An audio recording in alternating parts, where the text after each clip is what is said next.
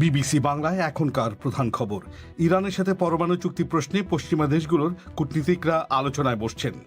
আল জাজিরায় প্রচারিত অনুসন্ধানী প্রতিবেদন আওয়ামী লীগকে অস্বস্তিতে ফেলেছে। বিষয়টি নিয়ে তারা রাজনৈতিকভাবে লড়াই করবে। আমাদের সর্বক্ষণই আলোচনা হচ্ছে এবং দল অবশ্যই ধরেন দেশের রাজনৈতিক উদ্দেশ্যে ব্যবহার করা হয়েছে। দেশের 17 কোটি মানুষ, সব মানুষ তো ওইভাবে সচেতন না এবং দলের সাথেও জড়িত না। সাধারণ মানুষকে তো ভুল বোঝাচ্ছে। আমরা ব্যাখ্যা দিলে আস্তে আস্তে মানুষ জানতে পারবে। আগামী বিজয় দিবসের দিনে দেশের প্রথম মেট্রো রেলের চলাচল শুরু হবে এমন আশার কথা বলছেন বাংলাদেশের পরিকল্পনা মন্ত্রী। রয়েছে খেলা আর সোশ্যাল মিডিয়ার খবর। এইসব কিছুই এবং আরো নানা বিষয় নিয়ে বিবিসি বাংলায় আজকের প্রবাহ।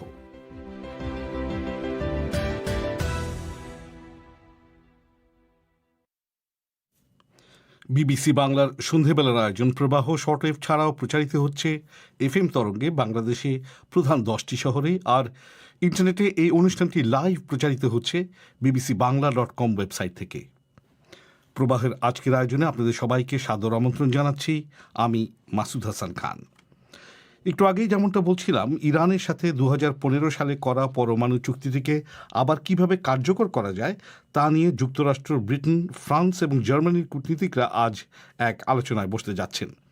তবে তেহরান সরকার বলছে আগামী সপ্তাহের মধ্যে ইরানের বিরুদ্ধে আরোপ করা নিষেধাজ্ঞা প্রত্যাহার করা না হলে তারা চুক্তির শর্ত ভঙ্গ শুরু করতে আরও কিছু পদক্ষেপ নেবে। প্রেসিডেন্ট বাইডেন বলেছেন যুক্তরাষ্ট্র ওই চুক্তিতে ফিরে আসুক, সেটা তিনি চান, কিন্তু তার আগে ইরানকে শর্ত মেনে চলতে হবে। এ নিয়ে আরো শুনুন সাইয়েদা আক্তারের কাছে। ইরানের সাথে পশ্চিমা বিশ্বের পরমাণু চুক্তিটিকে রক্ষা করার সময়সীমা দ্রুত ফুরিয়ে যাচ্ছে। ইরান তার বিরুদ্ধে আরোপ করা নিষেধাজ্ঞা আগামী এক সপ্তাহের মধ্যে তুলে নেওয়ার সময়সীমা বেঁধে দিয়েছে।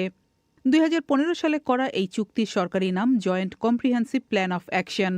প্রেসিডেন্ট ওবামার শাসনামলে করা এই চুক্তিকে তৎকালীন মার্কিন প্রশাসনের পররাষ্ট্রনীতির সাফল্যের এক উজ্জ্বল নিদর্শন হিসেবে দেখা হতো। এই চুক্তিতে নিষেধাজ্ঞা প্রত্যাহারের বিনিময়ে ইরানের পরমাণু কার্যক্রম সীমিত করার কথা ছিল, কিন্তু 3 বছর আগে প্রেসিডেন্ট ট্রাম্প এই চুক্তি থেকে যুক্তরাষ্ট্রকে বের করে আনেন এবং যুক্তরাষ্ট্র একতরফাভাবে চুক্তির শর্ত ভঙ্গ করতে থাকে। এরপর মার্কিন সরকার ইরানের বিরুদ্ধে আরও কঠোর নিষেধাজ্ঞা আরোপ করে। প্রেসিডেন্ট বাইডেন এখন বলছেন যুক্তরাষ্ট্র আবার চুক্তিতে ফিরে আসবে, কিন্তু বিবিসির নিরাপত্তা বিষয়ক সংবাদদাতা ফ্র্যাঙ্ক গার্ডনার বলছেন তিনি হয়তো বেশ দেরি করে ফেলেছেন। মার্কিন পদক্ষেপের জবাবে ইরানের সরকার ধাপে ধাপে চুক্তির শর্ত ভঙ্গ করতে শুরু করেছে এবং পরমাণু অস্ত্রের জন্য প্রয়োজনীয় ইউরেনিয়াম পরিশোধন শুরু করেছে। সে কারণে আজকের বৈঠকে খুব বেশি আশা করার মতো কিছু থাকছে না বলে বিবিসি সংবাদদাতা জানাচ্ছেন। সাইয়েদা আক্তার। কাতার ভিত্তিক টেলিভিশন আল জাজিরায় প্রচারিত all the prime ministers main শিরোনামের প্রতিবেদনটি বাংলাদেশের ক্ষমতাসীন আওয়ামী লীগকে অস্বস্তিতে ফেলেছে বলে জানা যাচ্ছে। দলটির অনেক নেতাদের অনেকেই তা স্বীকারও করেছেন। তবে তারা বলছেন তাদের ভাষায় অনেক অসত্য তথ্য দিয়ে এ ধরনের প্রতিবেদন তৈরি ও প্রচারের ঘটনা রাজনৈতিক উদ্দেশ্যমূলক বলে তাদের দল এবং সরকার মনে করছে। সেই জন্য তারা বিষয়টি নিয়ে রাজনৈতিকভাবেও বক্তব্য তুলে ধরবে। বাংলাদেশের সেনাবাহিনীর প্রধান ও তার ভাইদের কর্মকাণ্ড নিয়ে আল জাজিরায় অনুসন্ধানী প্রতিবেদন প্রচার হওয়ার পর থেকেই তা নিয়ে ব্যাপক বিতর্ক চলছে। বিস্তারিত শুনুন সংবাদদাতা কাদির কল্লোলের কাছে। All the prime ministers main এই শিরোনামের কারণেই আওয়ামী লীগে বেশি প্রতিক্রিয়া হয়েছে। অন্যদিকে সরকার প্রধানকে ঘিরে শিরোনাম করার পাশাপাশি প্রতিবেদনের বিষয়বস্তু ছিল সেনাপ্রধান এবং তার ভাইদের কর্মকাণ্ড নিয়ে। ফলে গত 1 ফেব্রুয়ারি প্রতিবেদনটি আল জাজিরায় প্রচার হওয়ার পর সেই ভিডিও সামাজিক মাধ্যমে ভাইরাল হয়। যদিও সরকারের বিভিন্ন পর্যায় থেকে প্রতিবেদনটির ব্যাপারে প্রতিবাদ জানানো হয়েছে, এরপরও আওয়ামী লীগের নেতা কর্মীদের মানুষের কাছে অনেক প্রশ্নের মুখোমুখি হতে হচ্ছে বলে দলটির নেতাদের অনেকে বলেছেন। আওয়ামী লীগের প্রেসিডিয়াম সদস্য এবং সিনিয়র মন্ত্রী ডক্টর আব্দুর রাজ্জাক বলেছেন, অসত্য তথ্য দিয়ে প্রতিবেদন প্রচার করার পর তা যেভাবে ছড়িয়ে দেওয়া হয়েছে তাতে পুরো ঘটনাটি রাজনৈতিক উদ্দেশ্যমূলক বলে তাঁরা মনে করেন। আর্মির চিফ অফ স্টাফ, তার ভাই, তার ব্যক্তিগত সম্পর্ক থাকতেই পারে, কিন্তু তার সাথে আওয়ামী লীগ, সরকার, আমাদের মাননীয় প্রধানমন্ত্রী, একটা দলের প্রধান, তাকে এইভাবে জানানো এটা খুবই দুঃখজনক এবং কোনো ক্রমেই গ্রহণযোগ্য না। এই জন্য আমি বলি এটা উদ্দেশ্য প্রণীতভাবে করা হয়েছে এবং অনেক তথ্যেরই তেমন কোনো ভিত্তি নাই। আমাদের সর্বক্ষণই আলোচনা হচ্ছে এবং দল অবশ্যই ধরেন দেশের রাজনৈতিক উদ্দেশ্যে ব্যবহার করা হয়েছে। দেশের 17 কোটি মানুষ, সব মানুষ তো ওইভাবে সচেতন না এবং দলের সাথেও জড়িত না। দলের কর্মীরা ঠিক, কিন্তু সাধারণ মানুষকে তো বিভ্রান্ত করছে, ভুল বোঝাচ্ছে। আমরা ব্যাখ্যা দিলে আস্তে আস্তে মানুষ জানতে পারবে। আওয়ামী লীগের সব পর্যায়ের নেতাকর্মীরাই বিষয়টিতে দল থেকে একই বার্তা পেয়েছেন। দলটির মধ্যম সারির এবং তৃণমূলেও নেতাকর্মীরা প্রতিবেদনটি প্রচারের ঘটনাকে রাজনৈতিক উদ্দেশ্যমূলক বলে বর্ণনা করে তাদের বক্তব্য তুলে ধরছেন। কয়েকটি জেলায় আওয়ামী লীগের কয়েকজন নেতাকর্মীর সাথে কথা বলে এমন ধারণা পাওয়া গেছে। বন্দরনগরী চট্টগ্রাম থেকে দলটির একজন নেত্রী শামীমা হারুন বলেছেন, তাদের বিরোধী রাজনৈতিক শিবির থেকে মাঠ পর্যায়ে পরিস্থিতির সুযোগ নিয়েই নানা বক্তব্য দেওয়ার চেষ্টা করা হচ্ছে। কিছু সংখ্যক রাজনীতিবিদ এটি নিয়ে রাজনীতি করার চেষ্টা করছে, হ্যাঁ, কিন্তু সাধারণ জনগণ এই বিষয়ে মোটেও মাথা ঘামাচ্ছে না এবং আওয়ামী লীগের শীর্ষ পর্যায়ের যে নেতৃত্ব যে সিদ্ধান্তটি নিচ্ছেন, যেভাবে এগোচ্ছেন, সেখানে আমাদের তৃণমূল পর্যায়ের নেতাকর্মীদের আস্থা আছে এবং আমরা এইভাবে এগোতে চাই। আমরা মনে করি সেটা যে মিথ্যা সেটা প্রমাণ করাই হচ্ছে আমাদের কাজ বলে মনে করি। তবে পরিস্থিতিটা যে অস্বস্তিকর সেটাও আওয়ামী লীগের নেতাকর্মীদের অনেকে স্বীকার করেন। দলটির একজন কেন্দ্রীয় নেত্রী এবং সাবেক প্রতিমন্ত্রী মেহের আফরোজ বলেছেন, তাদের নানা প্রশ্নের জবাব দিতে হচ্ছে, কিন্তু সেটা সরকার বা আওয়ামী লীগের জন্য বিব্রতকর নয় বলে তিনি মনে করেন।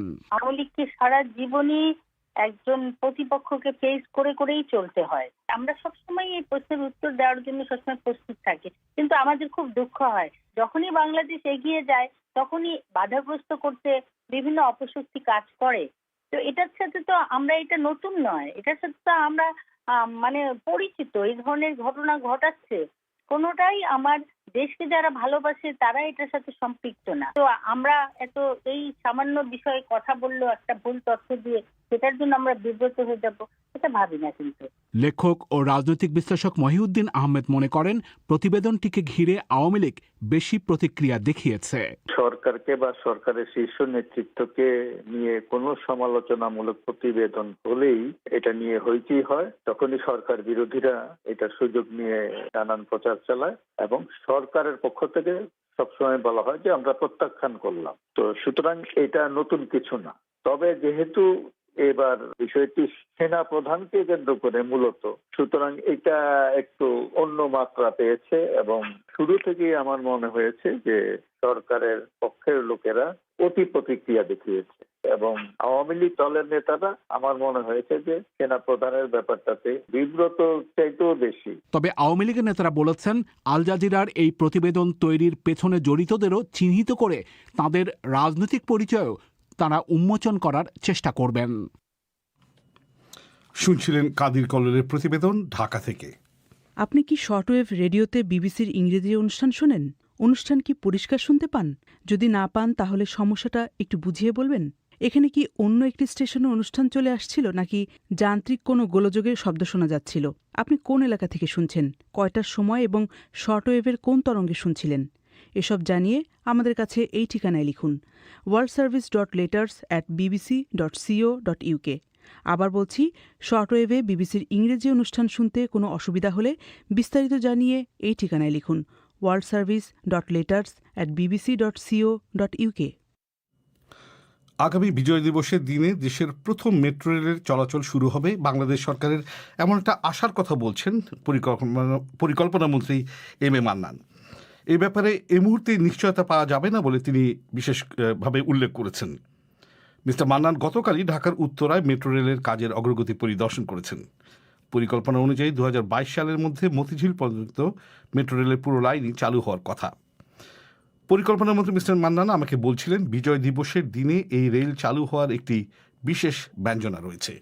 আমাদের অভিলাষ, আমাদের ইচ্ছা, আমাদের আশা, আমরা চাই এমআরটি কর্তৃপক্ষ তাদেরকে আমরা অনুরোধ করবো যেন আমরা 16 ডিসেম্বরের প্রথম সেকশনটা আগারগাঁও পর্যন্ত বোধহয় নটি স্টেশন না কটি খুলবে, খোলার জন্য তারা আপ্রাণ চেষ্টা করবে। তারা আমাদেরকে আশ্বস্ত করেছে যে তারা চেষ্টা করবেন জান প্রাণ দিয়ে, কিন্তু কথা দেওয়ার মতো অবস্থা তাদের এই মুহূর্তে নয়, এইটা মনে রাখা দরকার। মিস্টার মান্নান, তাহলে এই মেট্রো রেলের যে স্বাভাবিক কার্যক্রম অর্থাৎ বাণিজ্যিক কার্যক্রম সেটা কবে থেকে শুরু হবে? বাণিজ্যিক স্বাভাবিক কার্যক্রম ফাইনালি 22 সালের ডিসেম্বরের মধ্যে 19 এমআরটিসি যেটা কাজ করছে বর্তমান প্রকল্প সেটা শেষ করবেন বলে এমডি সাহেব আমাদেরকে বলেছেন। শুধু এটি বলেন নাই, তিনি বলছেন যে দুটা মাত্রা থাকে, সময়ের মাত্রা আর অর্থের মাত্রা, যেটাতে আমরা রাজনীতির লোকেরা আগ্রহী। উভয় ক্ষেত্রেই আমাদের এমডি সাহেব আমাদেরকে বলেছেন যে তার আস্থা আছে যে উভয় ক্ষেত্রেই তিনি সাশ্রয় করবেন। তার মানে সময়ের আগেই শেষ করবেন, টাকারও যে পরিমাণ আমরা ইয়ারমার্ক করা আছে তার থেকে তিনি কম ব্যয় করবেন। এটা একটা বিশাল ভালো সংবাদ আমাদের জন্য। আর পুরো মাত্রায় হোল প্রজেক্ট শেষ হতে হতে তো আমাদেরকে আরো অনেকদিন ওয়েট করতে হবে। এটা মাত্র প্রাথমিক অংশটা আমরা করছি। উত্তর থেকে আমরা বাংলাদেশ ব্যাংক হয়ে কমলাপুর স্টেশন পর্যন্ত যাব। এই কাজটা দ্রুত গতিতে চলছে, প্রায় 70-80 কাজ হয়ে গেছে বলে আমাকে মোটা দাগে তিনি বলেছে। আমি তাকে যেটা বলেছি, আমার নিজের পক্ষ থেকে বারবার বলেছি, নাগরিক হিসাবে, মন্ত্রী হিসাবে, সরকারের অংশ হিসাবে, যে আমরা দেশবাসীকে আপনারা কষ্ট করে, যেহেতু কোভিড আমাদেরকে পিছিয়ে দিয়েছে, নইলে হয়তো বলতে হতো আমরা বাইক স্ট্যান্ড আগারগাঁও পর্যন্ত হয়তো নিয়ে আসতে পারতাম। এখন আমরা we are coming back to full work. আমরা চাচ্ছি, আমরা অনুরোধ করেছি যাতে বিজয় দিবসে আমরা প্রথম সেকশনটা আগারগাঁও পর্যন্ত আমরা জনগণের জন্য পুরোপুরি বাণিজ্যিক ব্যবহারের জন্য খুলে দিতে পারবো। তো সার্বিকভাবে মিস্টার মান্নান, আপনি যেহেতু পরিকল্পনা মন্ত্রী, আপনি জানবেন যে সার্বিকভাবে এই প্রকল্পের আসলে কাজ কত শতাংশ শেষ হয়েছে আর কতটুকু বাকি আছে? প্রায় মোটা দাগে 60 থেকে 70 একটি সেকশন, শুধু কয়েকটি লাইন এখানে আছে, এমআরটি 1, 2, 3, 5, 6, ওগুলো টেকনিক্যাল ব্যাপার, আমি সাধারণ মানুষ অত বিস্তারিত বলতে পারবো না। কালকে যেটা আমি দেখলাম এমআরটি 6 যেটা বললাম, উত্তর ডিপো থেকে শুরু করে দিয়াবাড়ি এক জায়গায় আছে যেখানে সব ডিপোটা স্টার্টিং, ওখান থেকে শুরু করে বাংলাদেশ, আপনি জানেন যে আমাদের সংসদ হয়ে, ফার্মগেট হয়ে, এদিকে হয়ে, আপনি দেখছেন কাজ চলছে। বাংলাদেশ ব্যাংক যাওয়ার কথা ছিল, শেষ হওয়ার, এটাকে মাননীয় প্রধানমন্ত্রী শেখ মুজিব বলছে যে বাংলাদেশ ব্যাংক একটু আগিয়ে 1-1.5 কিলোমিটার গেলে আমরা কমলাপুর স্টেশন, আমাদের আরেকটি হাব যেখানে জনগণের ট্রানজিট হয় লক্ষ লক্ষ মানুষের, ওটাকে মিলিয়ে দেওয়ার জন্য, ওর জন্য নতুন করে ওই অংশ ইনক্লুড করা হয়েছে। সার্বিকভাবে এই পুরা জিনিসটা 22শে ডিসেম্বরে শেষ করবেন বলে আমাকে পিডি যে ডিএম এমডি স্যার বলেছে। তো আমার যেটা বিশেষ করে আগ্রহ ছিল যে প্রথম সেকশনটা আগারগাঁও পর্যন্ত, এটা কারণটা কি? কারণটা যে কিছুটা লাঘব হলো মূল চাপটা জনগণের উপরে, আর দ্বিতীয় মনস্তাত্ত্বিক, আমাদের যেমন পদ্মা সেতু যদিও আমরা পুরোপুরি এখনো ব্যবহার করছি না, আর মানুষ খুব খুশি হয়েছেন যে আমরা ফিজিক্যাল ওয়ার্ক শেষ করতে পেরেছি, মানে একটা বড় ধরনের অর্জন হতে যাচ্ছে আর কি। এই একটা মনস্তাত্ত্বিক ভাবের প্রশ্ন আছে, মানুষ চায়, সাধারণ মানুষ আনন্দ বোধ করে, ওইটাই আমাদের উদ্দেশ্য। এই মেট্রো রেলের যে ভাড়া কি হারে হবে সে বিষয়ে কি কোনো সিদ্ধান্ত এখনো হচ্ছে? ভাড়া তো আমরা ঠিক করতে পারবো না, এই কর্তৃপক্ষ ঠিক করবে না। এইটার জন্য সরকার ইতিমধ্যে একটি কমিটি করেছেন, তৃতীয় পক্ষ, ওইটা ওখানে অর্থ মন্ত্রণালয় বা বাংলাদেশ ব্যাংক, এনবিআর, এই বিভিন্ন সেকশনের লোকদেরকে নিয়ে একটি কমিটি, ওয়ার্কিং কমিটি কাজ করছে। ভাড়াটা সাশ্রয়ী হবে, তবে কষ্টটা রিকভার করতে হবে, তুলতে হবে। সুতরাং এখানে আমরা কোনো লাভের জন্য এটা করছি না, we are not in business, কিন্তু মানে খরচটা আপনারা উঠিয়ে আনতে চান, লং টার্ম লস তো আমরা নিতে পারবো না। সুতরাং ভাড়াটা ওইভাবে নির্ধারণ করা হবে যাতে করে এটা কম্পিটিটিভ হয় অন্যান্য সমমানীয় যানবাহনের সঙ্গে তুলনা করলে, এবং আমাদের নিম্ন আয়ের মানুষরা যাতে স্বচ্ছন্দে ব্যবহার করতে পারে। আমি কথা বলছিলাম বাংলাদেশের পরিকল্পনা মন্ত্রী এম এ মান্নানের সঙ্গে। আপনারা শুনছেন বিবিসি বাংলার সন্ধ্যেবেলার আয়োজন প্রবাহ। আপনাদের সঙ্গ দিচ্ছি আমি মাসুদ হাসান খান। এবার বাদবাকি বিশ্বের কিছু খবর মানসী বড়ুয়ার কাছে। মার্কিন যুক্তরাষ্ট্রে মানুষের গড় আয়ু 1 বছর কমেছে বলে সরকারি তথ্য থেকে জানা যাচ্ছে। 2020 সালের প্রথম 6 মাসে গড় আয়ু যা ছিল, দ্বিতীয় বিশ্বযুদ্ধের পর তা সবচেয়ে কমেছে বলে সরকারের সেন্টার ফর ডিজিজ কন্ট্রোলের উপাত্ত বলছে। এতে দেখা যাচ্ছে সংখ্যালঘু জনগোষ্ঠীর গড় আয়ু কমেছে সবচেয়ে বেশি। কৃষ্ণাঙ্গদের কমেছে প্রায় 3 বছর, আর হিস্প্যানিক জনগোষ্ঠীর কমেছে 2 বছর। মিয়ানমারের সেনা অভ্যুত্থানের বিরুদ্ধে প্রতিবাদ চলার মাঝেই রাজধানী নেপিডোতে পুলিশ বিক্ষোভকারীদের ওপর জলকামান ব্যবহার করেছে। সে দেশের সবচাইতে বড় শহর ইয়াঙ্গনেও বিপুল সংখ্যক মানুষ রাস্তায় নেমেছে এবং সড়কে গাড়ি ফেলে রেখে যানজট তৈরি করেছে। ফেসবুক কর্তৃপক্ষ বলছে অস্ট্রেলিয়ায় তারা নিউজ ফিড বন্ধ করে দেওয়ার পর জরুরি বিভাগের পাতাগুলি আবার ফিরিয়ে আনছে। নিউজ ফিড বন্ধ করার জন্য সম্পর্কিত অন্যান্য পরিষেবাও বন্ধ হয়ে গেলে এ নিয়ে ফেসবুকের বিরুদ্ধে কড়া সমালোচনা করা হয়। স্বাস্থ্য, আবহাওয়া এবং দমকল বাহিনীর পাতাগুলো বন্ধ হয়ে গিয়েছিল। এর জন্য ফেসবুক অস্ট্রেলিয়ার সরকারের সমালোচনা করে বলেছে, প্রযুক্তি কোম্পানিগুলোকে খবর প্রকাশের জন্য অর্থ দিতে হবে বলে যে খসড়া আইন তৈরি হয়েছে তাতে খবরের পরিষ্কার সংজ্ঞা দেওয়া হয়নি। বিশ্ব খাদ্য সংস্থা WFP বলছে, সিরিয়া থেকে উদ্বেগজনক তথ্যে জানা যাচ্ছে সেদেশে নিরন্ন মানুষের সংখ্যা বেড়েছে। 1,20,00,000-এরও বেশি মানুষ, যা মোট জনগোষ্ঠীর 60%, তাদের ঘরে যথেষ্ট খাবার নেই। ভারতে নভেম্বর থেকে বিক্ষোভরত কৃষকরা কৃষি সংস্কার নিয়ে সরকারের পরিকল্পনার প্রতিবাদে দেশব্যাপী তাদের সর্বসাম্প্রতিক বিক্ষোভ কর্মসূচি পালন করছে। রেল স্টেশনগুলোতে রেল লাইনের ওপর বসে শত শত কৃষক শান্তিপূর্ণভাবে 4 ঘণ্টা বিক্ষোভ প্রদর্শন করলে বিশেষ করে উত্তর ভারতে ট্রেন চলাচল ব্যাহত হয়। টোকিও অলিম্পিক্সের দায়িত্বপ্রাপ্ত নতুন কর্মকর্তা সাবেক অলিম্পিক্স মন্ত্রী সেইকো হাশিমোতো আস্থা পুনরুদ্ধারের অঙ্গীকার করে বলেছেন, অলিম্পিক গেমসের নির্বাহী বোর্ডে নারীর সংখ্যা তিনি বাড়াবেন। নারীর প্রতি বৈষম্য নিয়ে এক কেলেঙ্কারির জেরে তার পূর্বসূরি তার পদ থেকে সরে যেতে বাধ্য হন। খবর শুনছিলেন মানসী বড়ুয়ার কাছে। শ্রোতা বন্ধুরা, এবার আপনাদের নিয়ে যাব খেলার মাঠে।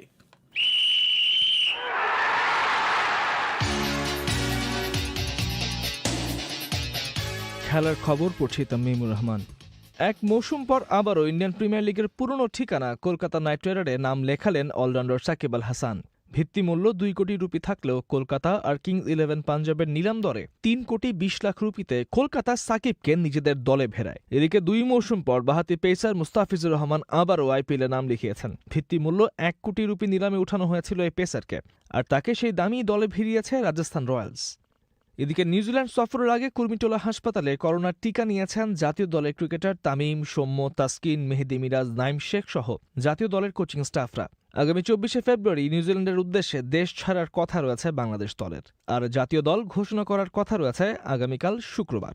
এদিকে ওয়েস্ট ইন্ডিজের বিপক্ষে টেস্ট সিরিজ হারের পর দলের সমস্যা সমাধানে গতকালকে নিজ বাসভবনে সাবেক 5 অধিনায়ক এবং বর্তমান দলের 3 সিনিয়র ক্রিকেটারকে ডেকেছিলেন বাংলাদেশ ক্রিকেট বোর্ডের সভাপতি নাজমুল হাসান পাপন। এদিকে আজ ক্রিকেটারদের করোনা টিকা দেওয়ার পর গণমাধ্যমে জাতীয় দলের চলমান বিরূপ পরিস্থিতি স্বাভাবিক করার আশা প্রকাশ করেন নাজমুল হাসান পাপন। ওদের সাথে বসার পিছনে কারণটা ছিল, আমি প্রত্যেকের কাছ থেকে শুনতে চাচ্ছি যে সমস্যাটা কোথায় বলে তারা মনে করে। এটা ডেফিনেটলি সমস্যা কোথায় এটা যে জানি না বা বুঝি না কেউ তা না। আজকে আরেকটা মেজর মিটিং আছে, সেটা হচ্ছে কোচিং স্টাফদের সাথে। এই সমস্যার সমাধান কোনো কঠিন কোনো ব্যাপার না, এটা সহজ, কিন্তু সবাই যাতে এই সমস্যাটার যাতে এগ্রি করে এবং একসাথে যদি এগ্রি করে, তাহলে তো এটা সমস্যার সমাধানের জন্য কাজ করতে হবে। জোর করে চাপিয়ে দেওয়া যায় না। It's a matter of time, কয়েক মাসের মধ্যে সবকিছু ঠিক হয়ে যাবে। চ্যাম্পিয়ন্স লিগের শেষ 16 প্রথম লেগে পোর্তোর মাঠ থেকে 2-1 গোলে হেরে মাঠ ছেড়েছে ক্রিস্টিয়ানো রোনালদোর ইউভেন্টাস। আগামী 9 মার্চ ঘরে মাঠে ফিরতি লেগে পোর্তোকে আতিথ্য দেবে ইউভেন্টাস। এদিকে চ্যাম্পিয়ন্স লিগের শেষ 16 আর এক ম্যাচে আজ রাতে রিয়াল সোসিয়েদাদের বিপক্ষে প্রথম লেগের ম্যাচে মাঠে নামবে ম্যানচেস্টার ইউনাইটেড। তুরিনোর অ্যালিয়েন্জ স্টেডিয়ামে ম্যাচটি শুরু হবে রাত 11:55। একই সময় বুদাপেস্টের পুস্কাস অ্যারেনায় উলফসবুর্গের মুখোমুখি হবে টটেনহ্যাম হটস্পার। প্রিমিয়ার লিগের শিরোপা পুনরুদ্ধারের অভিযানে টেবিলের শীর্ষে থাকা ম্যানচেস্টার সিটি এভারটনকে হারিয়ে ইপিএলের প্রথম দল হিসেবে বছরের প্রথম 10 ম্যাচে 100% জয় নিয়ে মাঠ ছেড়েছে। এই ম্যাচে পেপ গার্দিওলার দলের জয় 3-1 গোলের। এবারে টেনিসের খবর। আবার অস্ট্রেলিয়ান ওপেনের নারী এককের ফাইনালে উঠেছেন নাওমি ওসাকা। সেমিফাইনালে তিনি 2-0 সেটে হারিয়েছেন 24 গ্র্যান্ড স্ল্যামের অপেক্ষায় থাকা সেরেনা উইলিয়ামসকে। অস্ট্রেলিয়ান ওপেনে এবারই প্রথম সেমিফাইনালে হেরে গেলেন সেরেনা উইলিয়ামস। অন্যদিকে ক্যারিয়ারের প্রথমবারের মতো গ্র্যান্ড স্ল্যামের ফাইনালে উঠেছেন যুক্তরাষ্ট্রের জেনিফার ব্র্যাডি।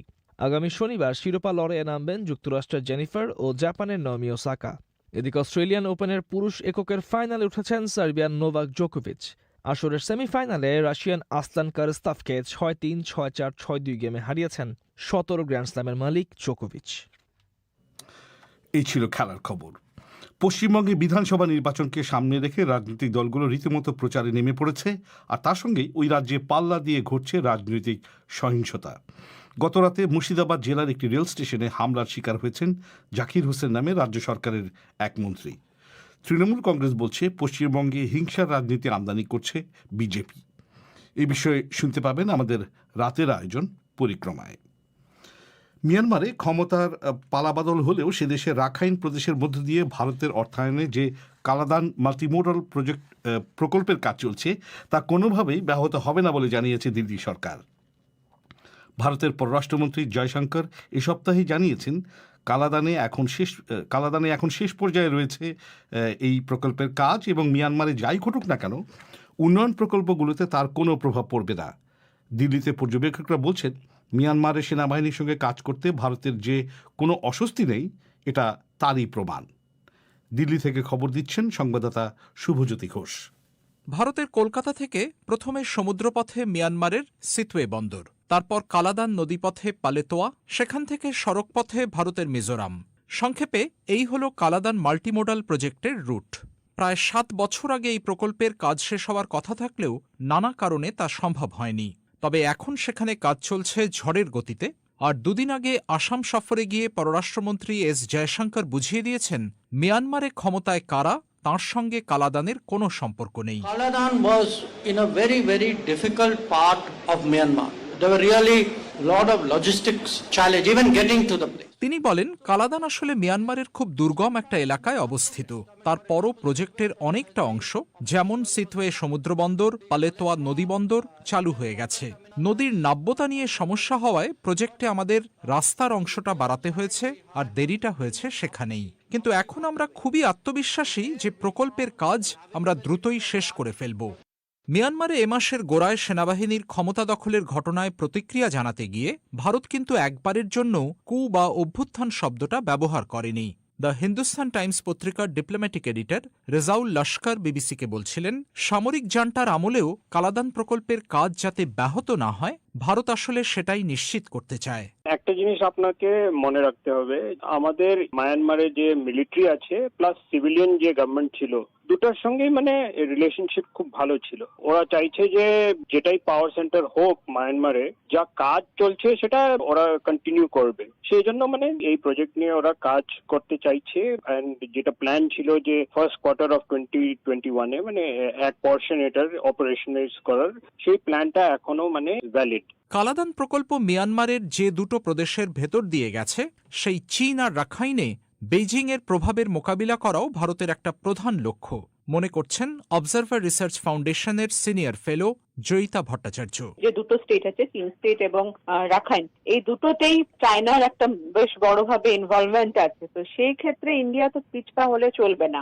এবং আমরা যেটা দেখে এসেছি যে হঠাৎ করে যে ইন্ডিয়া আর্মির সাথে সফট আছে এরকম নয়, কিন্তু আমাদের ট্রান্সফরমেশন অফ রিলেশনশিপ 1990 থেকে হয়েছে এবং ওটা আমাদেরকে প্রচুর ডিভিডেন্ড দিয়েছে। এবং বে অফ বেঙ্গলকেও আমরা ছাড়তে পারবো না, তো সেখানে তো আমাদের ইনভলভমেন্ট এঙ্গেজমেন্ট দরকার। সেই ক্ষেত্রে কালাদান একটা অল্টারনেটিভ হয়। এবং আমাদের এখন যেটা স্টেট পলিসি, ইন্টারন্যাশনাল পলিসি, যে whoever নেইবারহুডে whichever government will be in power, it will be the government to government relationship, not what kind of political dispensation is there. ফলে নেপিদোতে একটি গণতান্ত্রিক সরকার ক্ষমতায় কিনা সেটা ভারতের কোনো মাথা ব্যথা নয়।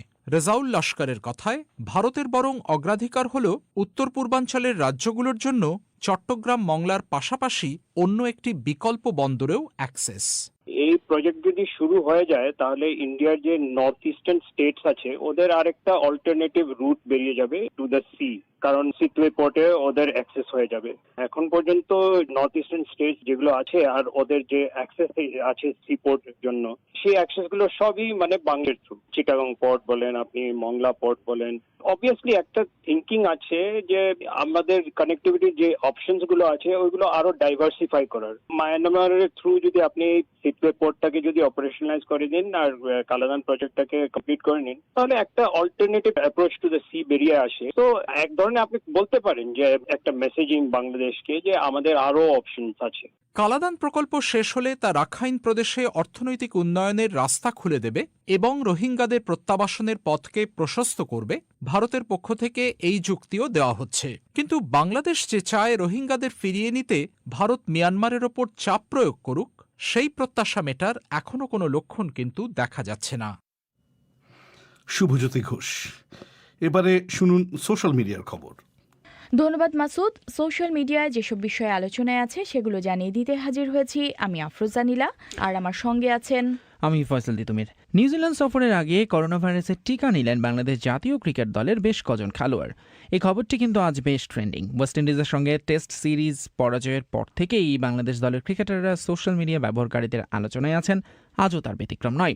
যেরকম মেহেদী হাসান লিখেছেন, ভালো খেলার ভ্যাকসিন থাকলে ওদের 4 ডোজ করে মারো, মজা করেই লিখেছেন তিনি। আর হোসেন জামশেদের মন্তব্য, একটু বুঝে শুনে ধীরে ধীরে খেলার জন্য টিকা দেয়া জরুরি। ইশরাত জাহান দোলনের মন্তব্যটা কিছুটা ভিন্ন। তিনি লিখেছেন, উনারা টিকা নেবেন আর সাধারণ মানুষ টিকা দিতে পারবে না, কারণ টিকা নিবন্ধন ওয়েবসাইটে খেলোয়াড়, মুক্তিযোদ্ধা, সরকারি চাকুরিজীবীদের প্রাধান্য বেশি। আর আপনি যদি সাধারণ নাগরিক বয়স 40-এর উপরে হয়ে থাকে নিবন্ধনের চেষ্টা করেন, তাহলে মেসেজ আসবে আপনার এনআইডি তথ্য খুঁজে পাওয়া যাচ্ছে না, পুনরায় চেষ্টা করুন। এটা কোনো কথা হলো? অনেকেই কিন্তু নীলা এই বিষয়টা নিয়ে লিখেছেন সোশ্যাল মিডিয়ায়। এদিকে সুরক্ষা অ্যাপ উদ্বোধনের খবরটিও আজ ট্রেন্ড করছে। বিশেষ করে অ্যাপটি উদ্বোধনের পর স্বাস্থ্যমন্ত্রী জাহিদ মালেক যে বক্তব্যটি রেখেছেন, সকলে খুবই আনন্দের সাথে ফেস্টিভ মোডে টিকাগুলো নিচ্ছে। এই পর্যন্ত আমাদের কাছে একটি ব্যক্তিরও কোনো অঘটনের কথা আমরা শুনিনি। তার এই বক্তব্য কিন্তু বেশ শেয়ার হচ্ছে এবং অনেকেই নানান প্রতিক্রিয়া জানাচ্ছেন। যেরকম শুভ্র আহমেদ লিখেছেন, মানে এই অ্যাপসটি বানাতে খরচ কত পড়লো জানতে মন চায়। মোহাম্মদ ইব্রাহিম লিখেছেন, কেউ অসুস্থ হয়নি মানে টিকা নেবার পর অনেকেই অসুস্থ। অন্যদিকে শ্রী সজল দাসের মন্তব্য, আমার অফিসের একজন টিকা নেওয়ার পর থেকেই তার পেট খারাপ হয়েছে। নাকিব খান লিখেছেন, যেদিন থেকে রেজিস্ট্রেশন ছাড়া টিকা দেবে সেদিন থেকে টিকা নেওয়ার কথা চিন্তা ভাবনা করব। আর আলামিন বলছেন, আচ্ছা ধরুন কেউ করোনার ভ্যাকসিন নিল কিন্তু ছবি তুললো না বা পোস্ট করলো না, সেক্ষেত্রে ভ্যাকসিনে কি কাজ হবে? বরাবরের মতো এই টিকা নিয়েও কিন্তু অনেক ট্রল হচ্ছে। যেমন শেখ বোরহান লিখেছেন, টিকা নেয়ার দিন মাননীয় মন্ত্রী মহোদয়ের মুখখানা দেখার মতো ছিল। আসলে স্বাস্থ্যমন্ত্রী যেদিন টিকা নিয়েছিলেন সেদিন তার পাশে মানুষের ভিড় সহ তার ছবিটি কিন্তু বেশ ভাইরাল হয়ে গিয়েছিল। তিতুমির ঠিক তাই নীলা। অন্যদিকে আজ পররাষ্ট্রমন্ত্রীর একটি বক্তব্য কিন্তু ভাইরাল হওয়ার পথে। সেটি হলো, তিনি বলেছেন, মূলত তিনি আজকে টিকা নিয়েছেন এবং এরপর সাংবাদিকদের কাছে বলেন যে বাংলাদেশ কোভিড টিকা কর্মসূচিতে অনেক এগিয়েছে, যেখানে অনেক উন্নত দেশও পিছিয়ে। আর তিনি ঠিক এভাবে বলেছেন, অর্থাৎ তার ভাষায়, আপনারা জেনে তাজ্জব হবেন, আমেরিকা থেকে কিছু মানুষ বাংলাদেশে করোনার ভ্যাকসিন নিতে আসছেন। আমি তাদেরকে জিজ্ঞেস করেছিলাম, আপনারা আমেরিকা থেকে দেশে আসছেন কেন?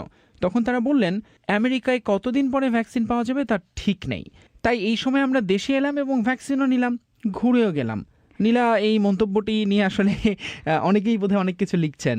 ঠিক তাই তিতুমির, অনেকে অনেক কিছু লিখছেন, অনেকে বেশ মজা করে এই মন্তব্য করছেন। কবির চৌধুরী যেমন লিখেছেন, তাহলে কি আমরাও চলে আসবো ভ্যাকসিন নেওয়ার জন্য? অন্যদিকে রামা রহমান লিখেছেন, আমাদের বাড়িতে তো বিদেশি মেহমানের জায়গা দিতে পারছি না, আপনাদের কাছে আমার বিশেষ আর্জি, দয়া করে অবিলম্বে বিদেশি মেহমানদের টিকা দেওয়ার ব্যবস্থা করে দিন, যাতে তারা টিকা নিয়ে বিদেশে ফেরত যেতে পারে। তা না হলে তো তাদের খাওয়াতে দাওয়াতে আমাদের পথে বসতে হবে।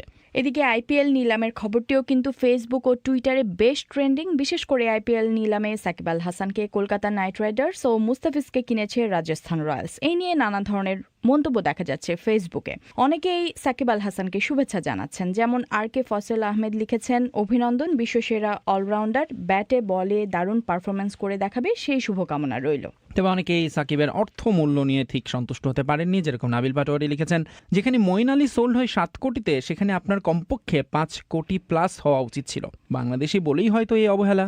মোহাম্মদ সাকিবুল হাসানের মন্তব্য, সাকিবকে দলে নেওয়া মানে 18 কোটি মানুষের সমর্থন নেওয়া। অন্যদিকে সুলতান মাহমুদ লিখেছেন, এত দাম দিয়ে কেন সাকিবকে কিনলো? এছাড়া বাংলাদেশ মালদ্বীপের মধ্যে সি ক্রুজ চলাচল হতে পারে, এই খবরটিও কিন্তু আছে আলোচনায়। এবং বিভিন্ন খবরে জানা যাচ্ছে যে দেশটির হাই কমিশনার সৌজন্য সাক্ষাৎ করতে এসে প্রধানমন্ত্রী শেখ হাসিনাকে এটি বলেছেন এবং সেটা নিয়ে নানান মন্তব্য করছেন অনেকে। যেরকম বাহার লিখেছেন, অপেক্ষায় রইলাম, দেখি কবে মালদ্বীপ যাওয়া যায়। সৌমিত্র দেবের মন্তব্য, প্রধানমন্ত্রীর চমৎকার একটা উদ্যোগ। আর শাকিল নামে একজন লিখেছেন, সে পথের প্রথম যাত্রী আমি হতে চাই। তো এইসবই ছিল সোশ্যাল মিডিয়ায় আলোচিত খবরগুলো নিয়ে আমাদের আজকের আপডেট। ধন্যবাদ সঙ্গে থাকার জন্য। এবার অধিবেশন শেষ করার আগে সংবাদ শিরোনাম আরেকবার। ইরানের সাথে পরমাণু চুক্তি প্রশ্নে পশ্চিমা দেশগুলোর কূটনীতিকরা আলোচনায় বসছেন। আল জাজিরায় প্রচারিত অনুসন্ধানী প্রতিবেদন আওয়ামী লীগকে অস্বস্তিতে ফেলেছে। বিষয়টি নিয়ে তারা রাজনৈতিকভাবে লড়াই করবে বলে জানিয়েছে। বিবিসি থেকে আমাদের পরবর্তী অনুষ্ঠান পরিক্রমা প্রচারিত হবে আজই, বাংলাদেশের সময় রাত 10:30 আর ভারতে রাত 10টায়। সেখানে থাকবে প্রীতিভাজন ইস্যু। সেই অধিবেশন শোনার আমন্ত্রণ জানিয়ে এখনকার মতো বিদায় নিচ্ছি আমি মাসুদ হাসান খান। ধন্যবাদ বাংলা আয়োজনে সঙ্গ দেওয়ার জন্য।